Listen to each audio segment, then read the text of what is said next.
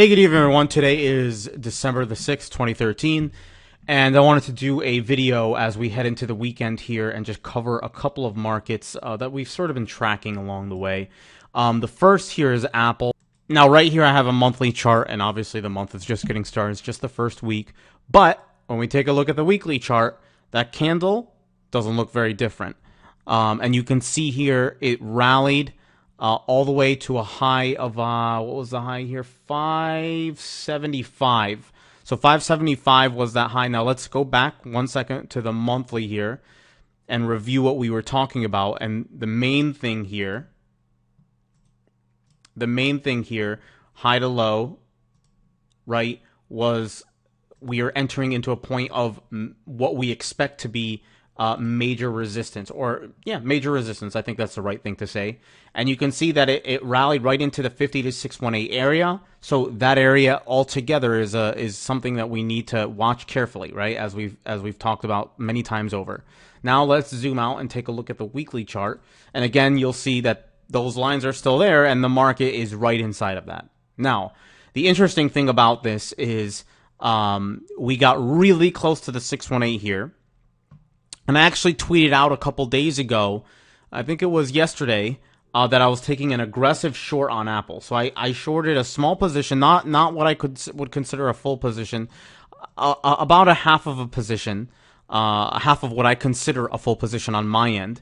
And I shorted it, and I've got to stop way above here. So this is sort of it's an aggressive play, but obviously we're looking for a move way back down here to about 400. So shorted around 570, risking about $140, truthfully, for a move back down to about 400. So risking about 140 to make 170 on the downside. So it's a little over a 1-to-1 risk ratio there. But what's interesting, really, when you take a look at this, let's remove this. When you take a look at what's happened here is just symmetry, right? The market loves symmetry. So I just drew a line from the last recent low to the most recent high, and then you can see it kind of came down right here, right? And then it started to rally back up, and then it broke through the high. But watch what happens when I clone this line right here. You can see perfect symmetry there. I mean, just amazing. And markets do this a lot, believe it or not. So you can see it did a perfect symmetrical move. Now, what's going to be interesting to see is, does it do a perfect symmetrical move down and retrace back down into, say, low 500s?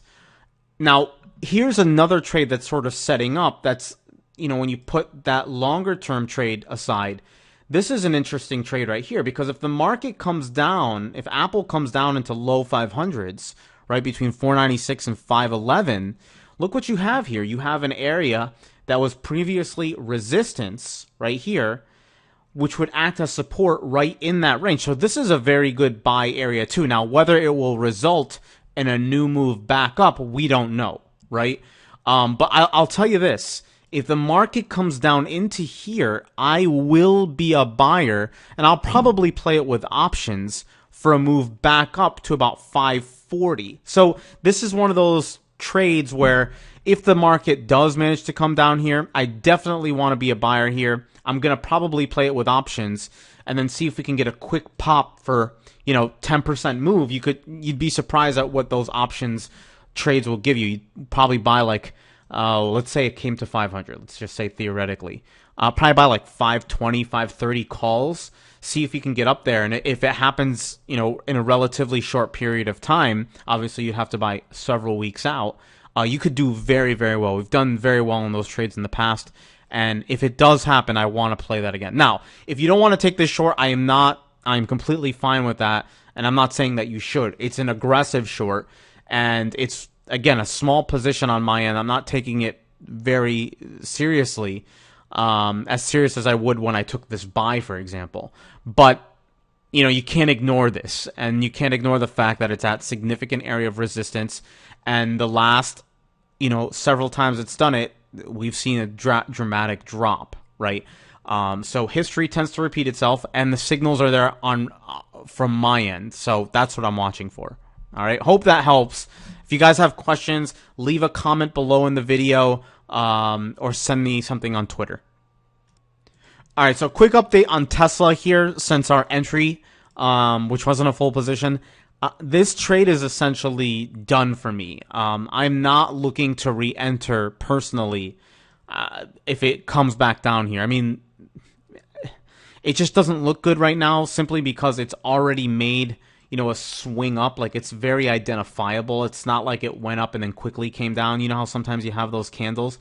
This came down, it came here, and it quickly made, it's quickly curved back up. So that leg has sort of been made. Now, what's going to be interesting is to see what happens at this point. Now, take a look at this. So I just drew in a fib retracement here, and I typically have the 50 and 618 there.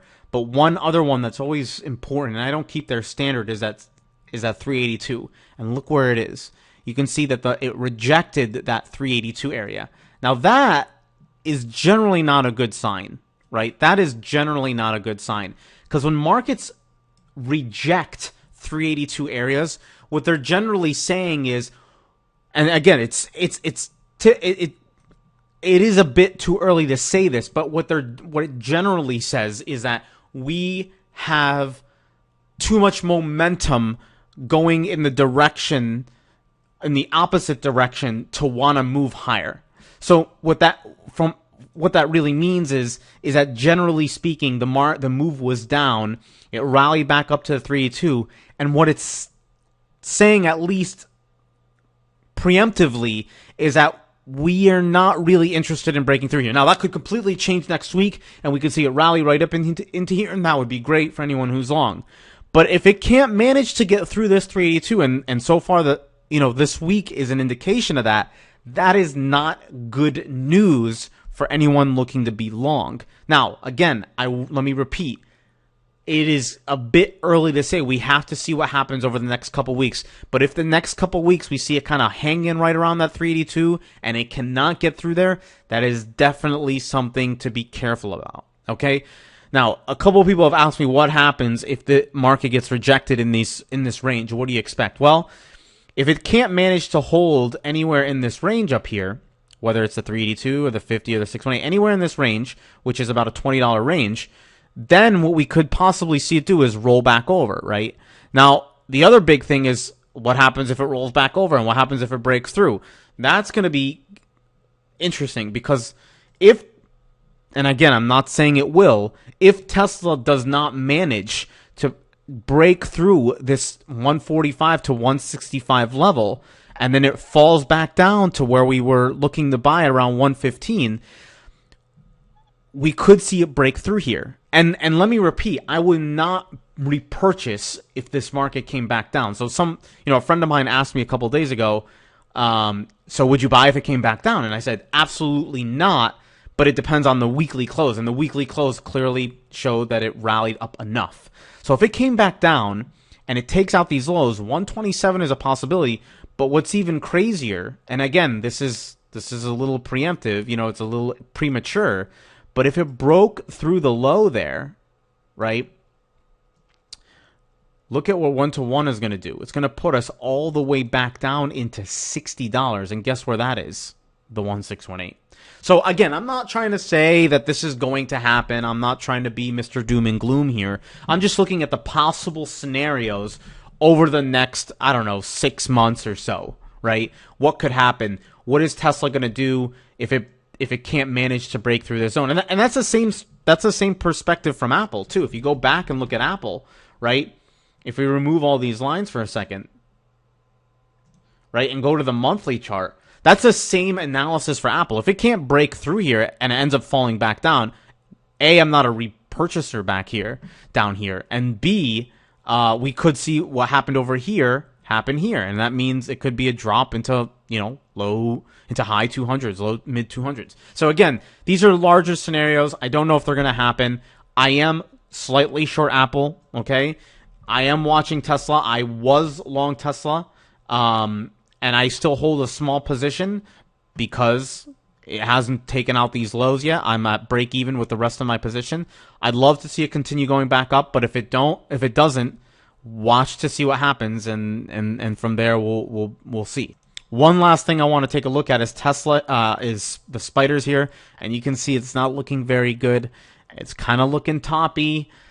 We could be in for a retracement. We're closing. We're getting near the end of the year here. I'm very interested to see if this monthly closes like it's only one weekend, but this is going to be telling us a lot. It wouldn't shock me if we start off 2014 with some big selling. So we'll talk more about that as the week goes. Hope that helps, and we'll see you guys next time.